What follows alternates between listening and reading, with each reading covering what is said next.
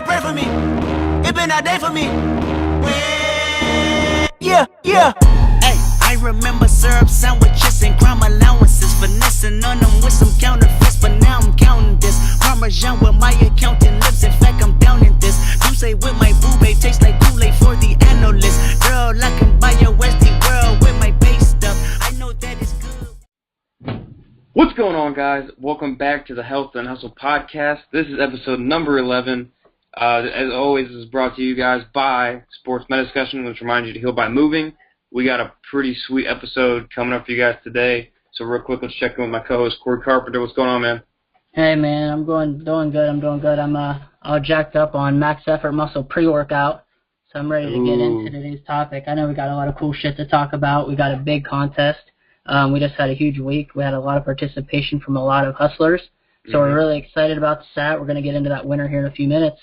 But dude, it's been unreal over here in Dublin. Got a lot of shit going on. A lot of exciting things going on with the business. The clients are killing it, and we got some apparel and stuff in the works. So kind of be on the lookout for that. How about you, though, man? What's going on over there? Not too much, man. Just finishing up some softball practice tonight. We're kind of in full swing of postseason with all the spring sports here at New Lex. So my time here is kind of coming to an end, so it's kind of bittersweet because I'm going to miss it a lot. But I'm hoping we kind of make a run. Made it to the regionals last year, so the girls are getting ready for that. And then tracks actually got districts tonight. But yeah, we had a pretty cool week last week. Real quick, I want to give my girl a shout out. She graduated on Sunday. So I got to experience that with her, which is awesome. She's been by my side through a lot of stuff, and it's kind of cool to have the tables turned and support her. So that was awesome. Congratulations, Emily. Yeah, she's excited. So kind of moving on to her next step in her life. She got a degree in medical assisting, so kind of keeping in the medical field there. And then I had an interview Friday, which we'll get into here in a second. But before we do, I want to know who won our first giveaway, Corey. Ooh, okay. So this is what happened, guys. For people who haven't caught up, if you somehow missed it over the past week, which I don't know how you would have, we did a contest. You could have posted on Instagram 1 time per day. You needed to post our cover picture and throw a shout out to a couple of your buddies and tell them why they needed to listen. We had somewhere between 30 and 40 probably entries over the past week, which I was pretty excited about. Awesome, yeah. We had multiple people that posted multiple times, which was really exciting. We had a lot of people posted 4, 5, 6, even 7 times. So I just want to, again, say thanks to everybody for all the love, the support, and getting the word out there. We appreciate y'all. Can we leave it at saying, Corey? What? With that being said, and well-deserved in his own right, the winner of the first Health and Hustle podcast giveaway is Mr. Detroit Muscle himself, Chad Michael Hacker. All right, guys, sorry about that. We had a little technical difficulty, so if you didn't hear, we're going to go over the winner again and let you guys know what he won. So, Corey, you can take it away again. All right, like I said, the winner is Chad Michael Hacker. His Instagram handle is ChadMichael_fitness. Give him a look, give him a follow on Instagram. He just launched his brand new fitness website. He's going to be keeping track of his journey, blogs, workouts, progress, everything. The dude's been doing a lot of hustling for sure. We definitely caught our eye. So keep a lookout for him. He won 2 free Old School Gym t-shirts, orange and blue. So, Chad, I'm going to get your info from you here when we get off the air, and I'll get them out to you here in the next few days. So congratulations again, buddy, and thanks to everybody that participated, and especially Chad. Dude blasted this all over his IG 7 times in the last 7 days. So, I mean, he definitely put in the work for it. Yeah, thank you, Chad. It was cool hearing about what your feedback was in our episodes, and we appreciate you getting the word out about the podcast as well. We just our main goal for doing this was to give back to you guys for tuning in every week. So we really appreciate it. Cool. So let's go. So let's talk a little bit, because I know you mentioned you just had that interview I forget what day it was though, but I kind of want to talk about that a little bit because we haven't really got to catch up yet. Yeah, man. So it was last Friday. So we're obviously recording this Tuesday night. So I had a few days to kind of reflect on it and everything, and I talked about it a little bit last week. It was for the Bo Jackson Elite Sports Institute in Hilliard, Ohio. And so just a little rundown on them. They're obviously it's founded by Bo Jackson, and it started in Chicago and Lockport, and it was very, very successful there. Their main goal and kind of what their driving force is developing the whole athlete. So not just physically, obviously that's a huge part of athletics, but also mentally as far as team building, leadership, and those types of things. So the goal of the whole company is really, really cool. Obviously that's why I applied for it, because I'm excited about what they're doing. And so yeah, I mean, it went really well, man. I'm looking forward to kind of talking about it, and as we get into the hustle topic here today, hopefully giving you guys some takeaways on things you can kind of do to, as you're getting ready for interviews, whether it's for a job, for school, for whatever it may be. So I think we can provide some good things for you here. So. Yeah, it's for sure. So let's start with the difference, because the first thing that stuck out in my mind whenever, you said you had the interview was, I was kind of curious as the difference in levels of interviews. So, I mean, interviewing is something that we're going to have to do for the rest of our lives, whether you like it or not. Unless you stay in the same job for the rest of your life, you're going to continuously be interviewing, whether it's for a promotion or a new job or whatever it may be. And, the last interview I had was for a radiology tech position. I mean, it's been a few years, but I would have to imagine there's definitely a difference in expectations, a difference in the process, a difference in the questions being asked, a difference in what's expected of you between someone. Not that I'm saying that like what I'm doing is not important, but I mean, what my interview was for was very entry level compared to the level of competitiveness that you're at with this interview. Because there was how many people applied, and how many interviews have you went through, and like what are you in the top whatever? Yeah, so I was approached about applying for a little while ago, but it ended up being 170 applicants, and they narrowed it down to 5, and from those 5, they brought all 5 of us in for interviews on site. So yeah, dude, that's pretty impressive. So yeah, I can imagine the interview process was pretty next level, pretty, I wouldn't say intimidating for maybe people, but I don't think that it was intimidating for you, because I think that you set yourself up on a daily basis so well that I feel like you kind of can handle anything that comes your way. And I know we always talk about the 4 a.m. crew when we always come back to the gym, but you start your day off in such an uncomfortable way, like every single day, that no matter what you do when you step outside the doors of the gym, you can handle it. Like whatever life throws your way, you're ready for it. So, I mean, how did you feel walking into that interview knowing, you are top 5 out of 170 plus, and everyone in there is going to be an elite level? Like, were you a little bit intimidated? Were you excited? Were you anxious? Like, what kind of thoughts were going through your head? Yeah, well, I mean, this is kind of cool the way it all worked out, and I think it was last week when I said, I used to talk about old school. I don't go to old school anymore for the workouts. I go for everything else that it provides for me mentally. And so yeah, I mean, I went to bed the night before, like 12:30 in the morning, and obviously again I got up at 2:30 to go to the gym, because if I don't do that, then I kind of get in the funk, just because it's kind of it's my routine. Yeah. But I wasn't nervous going into it. Honestly, the only thing I really did beforehand, specific for the interview, was I just looked up their website. Made sure I kind of had an idea what their driving force was, which talking to the one guy who works there, I had an idea of, but just kind of getting familiar with the facility, some of the people who work there. But yeah, I really didn't put too much prep time into it, man. So, which is kind of because of everything else I've done previous to that, which I think is kind of the main point of what we're talking about here today is, being prepared all the time. So, the one quote I have from a Will Smith interview, which we both talked about a little bit off air, his quote was, "If you stay ready, you won't have to get ready." And I think the cool thing is everything that I've been able to do mentally it's been about 9 months now at Old School, has prepared me up to this point. And I mean, I literally was holding back smiling in the interview because some of the questions they were asking me were like, so like if I could have written them up, the questions they were going to ask me, I couldn't have written them up better because they were so applicable to everything that I've done, like in old school and everything up to this point. It was crazy. So you killed it.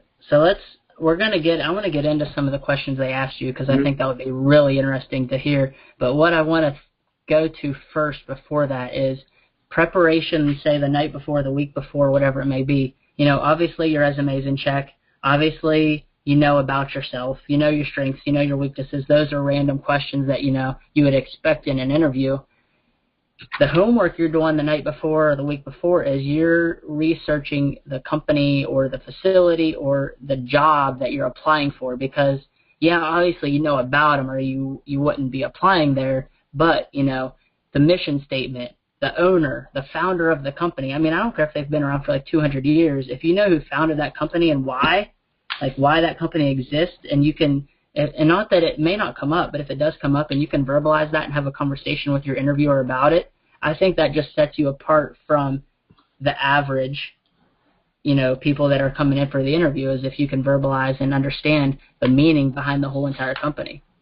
Yeah, I think that's important because, I mean, going back to our episode when we had Corey G on, you don't, if you get 15 minutes to talk to your biggest mentor, the person you look up to the most, and I mean, getting ready for that episode, we were trying to figure out good questions that he'd never been asked before. You don't want to go into an interview and ask them questions that you could literally Google and find the answer to in 2 seconds. So it is important, even if you've done a lot of preparation in your own or up to that point, you got to know the basic things about whatever company or whatever, if it's a school for a you know, grad school or interview, whatever, you got to know the basic things about their program, about their company, or else you make yourself look stupid and you look unprepared and you look unprofessional. And it's almost literally like, I don't know what the word I want to look for is. It's almost a joke if you don't have a clue because it's 2017 and there's Google.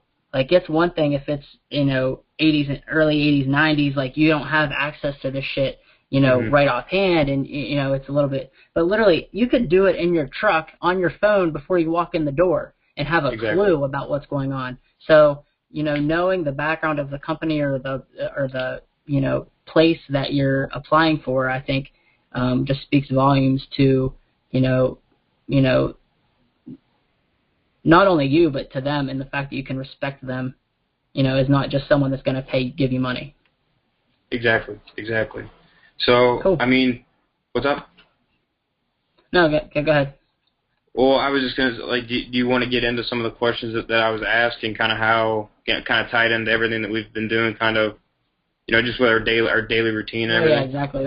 Let's get into that because I know you told me one thing, like, the day I talked to you the day of the interview, and you'd mentioned something to me, and I've been excited. I kind of want to hear about, like, the dialogue between you and, you know, how many people interviewed you. Like, was it 1 or 2 or 3? You know, was it a panel of people, and did they kind of drill you with questions? Was it more conversational? Was it kind of relaxed, or was it super strict? Kind of like just give us a rundown. What was like a couple of the questions that they hit you with? Yeah. So when I first got there, I got there. I mean, I drove there straight from old school, it was only about a 40-minute drive. So I got there early, kind of chilled out in the parking lot for a little while. And actually, I looked up one thing on their website just to refresh in my mind while I was sitting there. And the guy who told me to apply a little while ago, who we've become pretty good friends now, he was on my thesis committee and stuff. He took me around for a tour of the facility real quick, just kind of give me a rundown of what they got. And I mean, the facility's awesome. I mean, it's state of the art. I think it was like a $9 million facility, and you know they're sponsored by Gatorade, Nike, and New Era ball caps. So it's pretty legit. And then we went to a conference room, and it ended up being 3. I was interviewed by 3 people. So it was Dr. Onati, the guy that I'm friends with, he's the director of the program. I'd be working right under him as the associate director if I get the job. And then I was also interviewed by their business guy, and then kind of the director of the whole thing. So basically, I got it. I mean, it was a little bit intimidating just because I wasn't sure, you know, where they were going to go with the questions, as far as like if it was going to be strictly, you know, programming for athletes, or kind of, you know, my personal experience with like strength and conditioning, that type of thing. So The first question they asked me, obviously they asked, how could I see myself fitting in with their philosophies or with their, just with their vision as a company. And this is probably the biggest one that I benefited from looking on their website, because I knew that their main goal is to, like I said, develop a whole athlete. So, I mean, that was the first thing I said. I mean, well, exactly, because we literally just talked about, before I even knew they asked you that, if they would have asked you that question, you didn't have any clue what the fuck their philosophy was. What do you tell them? Yeah. Raise your hand. Excuse me. What is your philosophy? Or do you just make something up and you sound like an idiot? So that was spot on. Then that's perfect. Yeah. So I mean, and I said those words, about the whole athlete, and I think ears kind of perked up a little bit. Because, I mean, and it's not even anything special. It's just showing that you put the extra preparation time in that regard.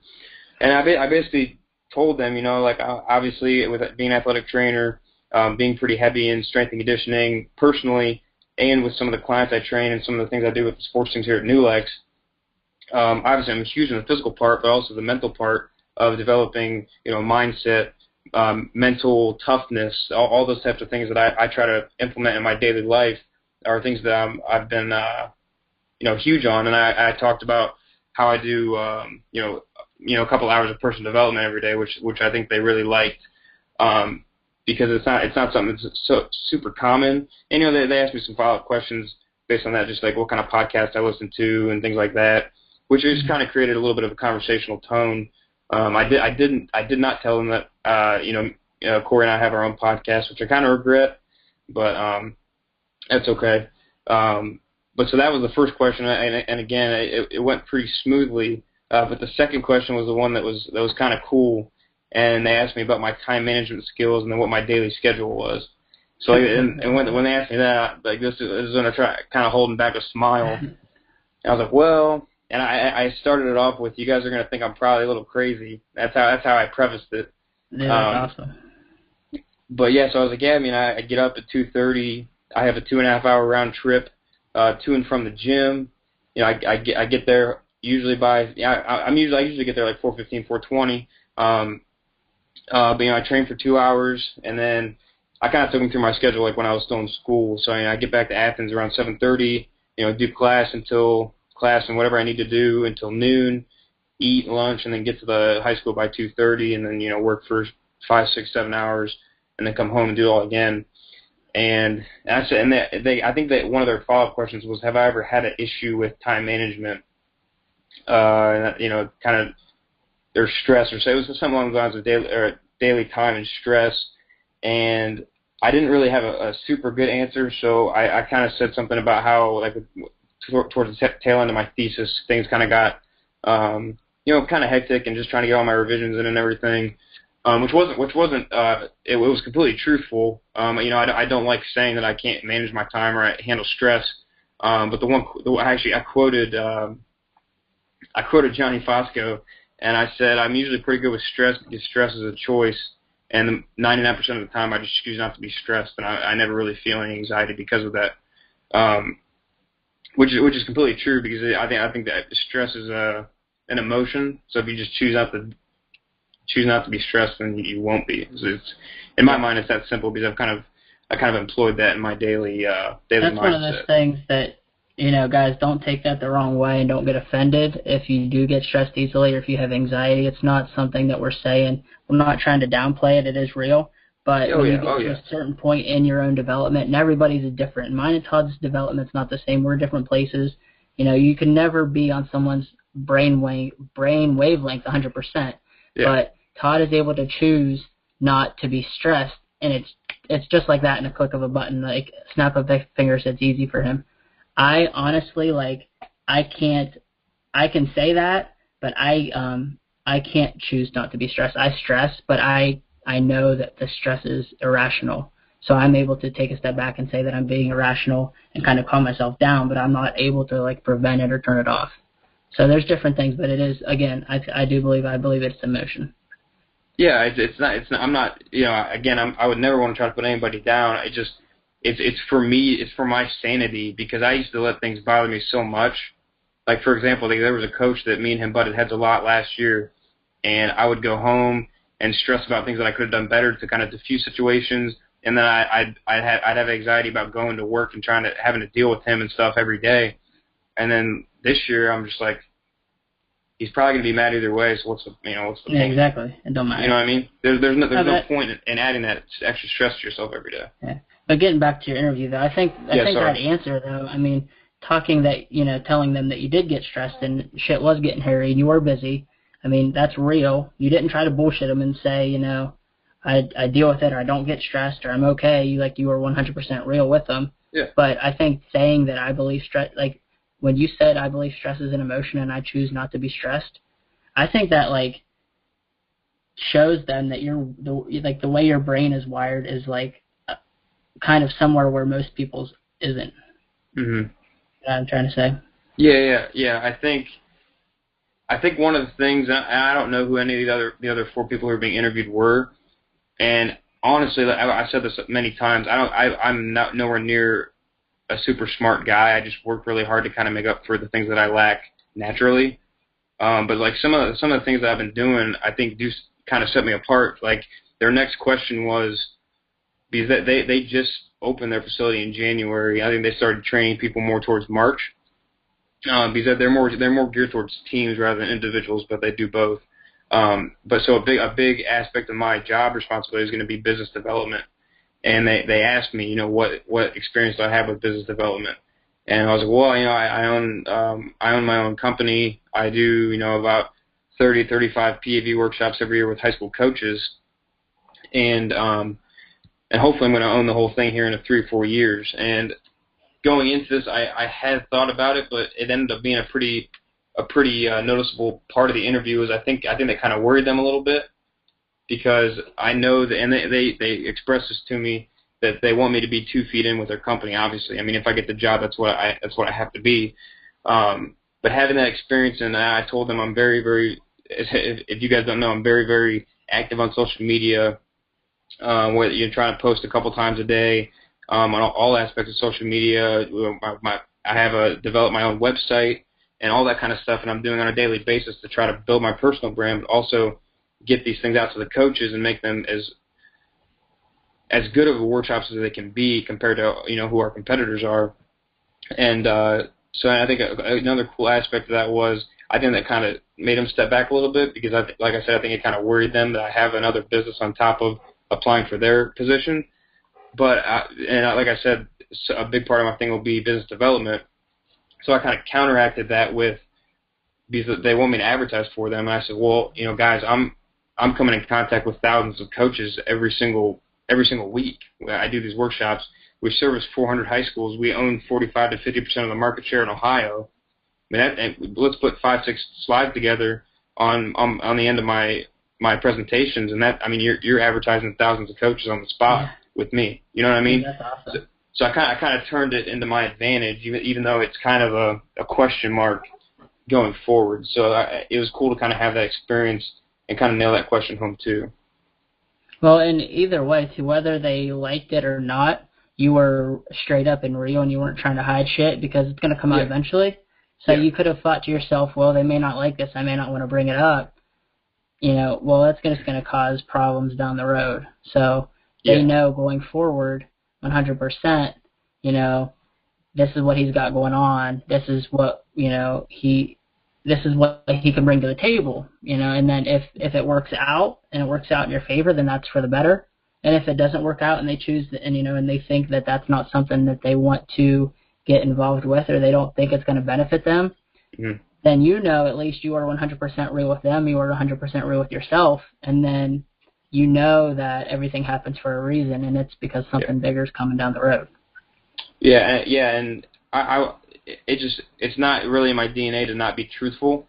But I mean, even after I said all that, they even gave me, advice and options that I could free myself up time-wise and contract out. Because, I mean, the Dr. Anadi, the guy that I'm friends with, he works at Ohio State. He works with, he kind of works with baseball, football, and a lot of research stuff there.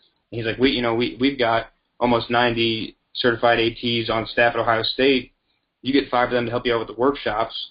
Pay them a fraction of what you get paid for the workshop, and then that frees you up tenfold. You know what I mean? Dude, that's awesome. So based on that, they gave me some some advice and things I could do going forward to free myself up for them. Oh yeah, that's really cool. I mean, that puts you more in the business owner entrepreneurial role as opposed to the employee or self-employed.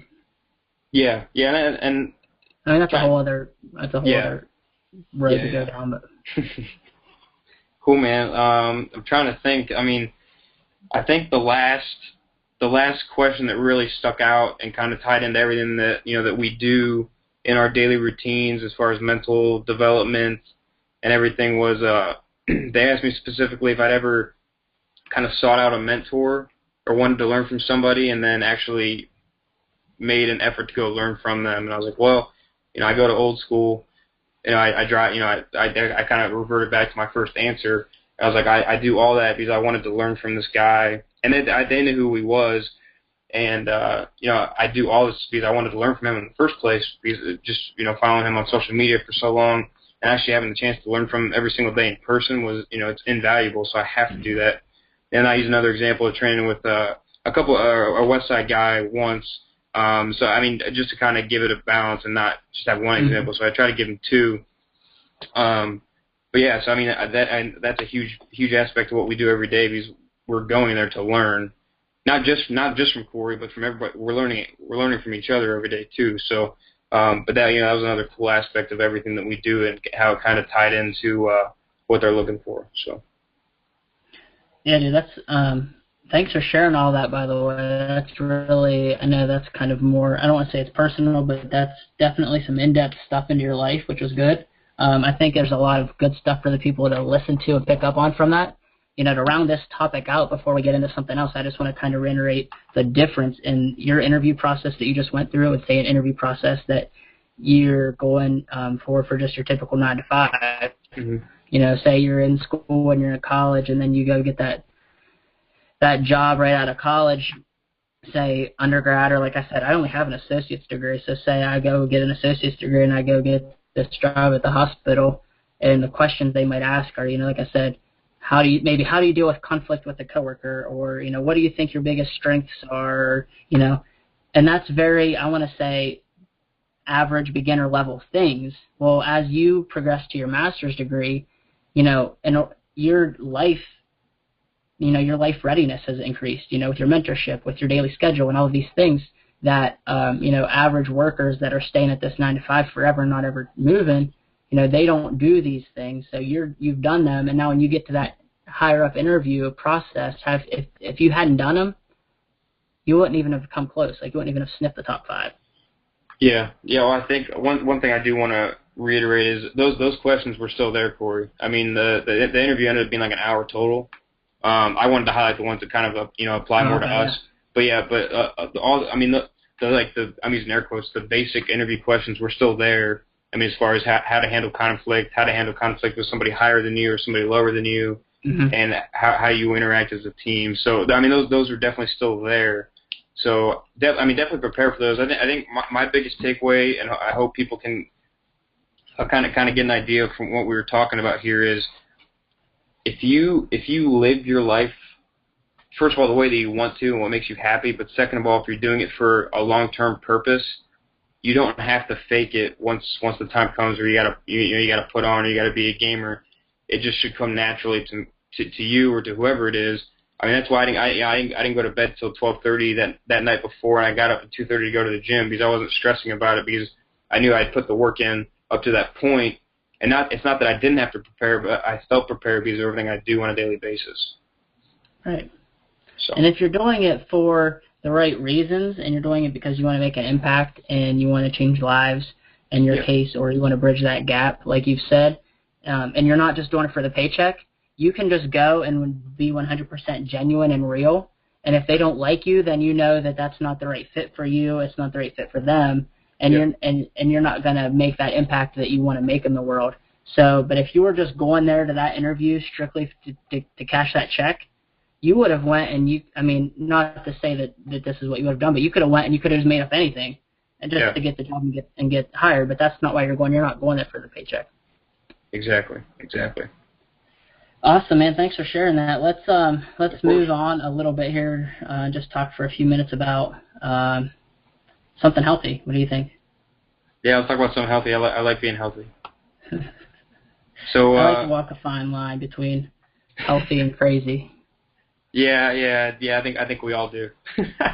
So I think this is definitely tailored towards you today, Corey. They're probably getting tired of hearing me talk a lot. So for our health topic today, guys, we're going to talk about kind of weight loss, a little bit of food prep and things you can do as we closer to the summer to help you kind of reach some of your fitness goals, or maybe just how you want to look, kind of really anything along those lines. So Corey's going to give us some good insight on what he does, not as far as his food prep per se, but things that goes into what he eats every day, why it works for him. And then so he's also, I think, he's going to give us some insight into some things with his clients and things as far as the pros and cons of meal planning, meal prep, or not meal planning, but planning for other people, meal plans and such. So, and I'll try to give some input where I can. Cool, yeah. So, that's a good place to start right there. Is meal plans.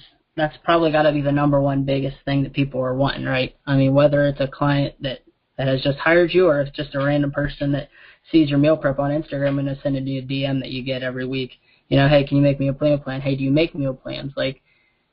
I could make a week meal plan. Maybe I can make a day meal plan, but what's the point? That's not feasible. That's not sustainable. It will never be sustainable long term. I don't know what kind of food you like.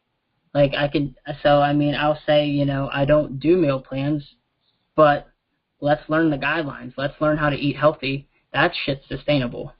So, someone just sent me a message. I got a text message a couple of days ago and said, hey, can you just write me a 1 week meal plan, breakfast, lunch, and dinner? I just literally, I want to be healthier and I want to lose weight. I just have zero clue where to start. So we're going to just go over some basic beginner stuff, because there's levels to everything. And if you look at my meal prep, it might look, I don't want to say intimidating, but it might look next level, but I promise you it's really, really not. It's really, really basic, because I've done it for so long. I've been doing this for multiple years, probably 3 or 4 years now, consistently. And I don't make it difficult. I actually make it very, very simple. So let's kind of get into a little bit of that, because I think that's probably the biggest thing that people could take away from it. Because even people that are healthy and know how to eat, they don't know how to be prepared week in and week out. You know what I mean? You've figured out what works for you, Todd, right? You do maybe do you do a daily prep, right? You don't per se prep out for a whole week at a time, or what? Yeah, no, I don't prep a whole week ahead, and although I'd like to learn how to try to do that, honestly, it's for me it's an anxiety thing, because I just don't know where to start. I mean, obviously, if I really wanted to, I could do it, but it would probably take me 4, 5, 6 hours, because I've just never done it before, so I don't know the best way to go about it. So yeah, I just do a daily thing, because I've got a lot of time in the mornings where I can cook up the meat. And then I use steamer bags of vegetables for my meals, so it's pretty quick. It may not be the most efficient way to do it, but for right now, it's what works for me. So I don't know. I think everybody's different. I don't like to tell people. Yeah, I don't like to tell people. One thing I don't like to do is we don't like to say, don't eat this, don't eat that, cut out this, cut out that, because that just doesn't work either. As soon as you tell someone not to have something, they want it. You don't want to live your life feeling and being restricted, so that's not the idea either. But obviously there is things that you have to essentially cut out, or you need to limit it, or you need to cut back on. But you don't have to go from 0 to 100 in 1 week. So, if you drink 3 pops per day and wondering why you can't lose weight, I could tell you why. It's because you're drinking 3 fucking pops a day. Let's take 1 week.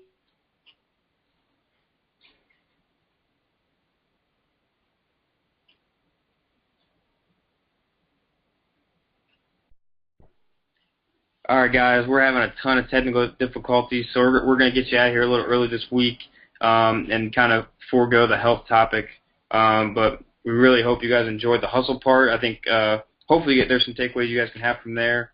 But I don't know. It's kind of frustrating that we had all this going on. But Corey, you got any closing shots, or you just want to piece them out?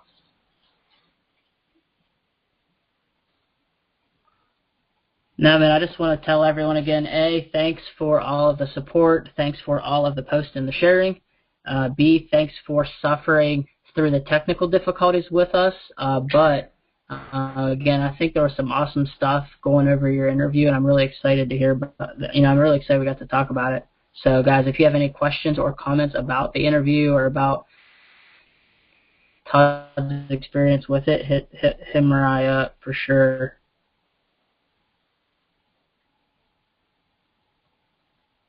Cool, man. Sounds good. Yeah, we're really struggling with this internet connection tonight, so we're gonna get you guys out of here. Have a happy hump day and keep hustling. Peace. All right, guys, we're having a ton of technical difficulties, so we're gonna get you out of here real quick. I know me and Corey are very, very grateful for all the support you've given us. And Corey, you want to reiterate that real quick before we get out of here? Yeah, guys, thanks for all your support. Thanks to everyone that participated in the contest. Thanks, Chad, for killing it, and we're going to get those shirts out to you ASAP, dude. All right, guys. We'll talk to you next week. Have a happy hump day. Peace! Peace!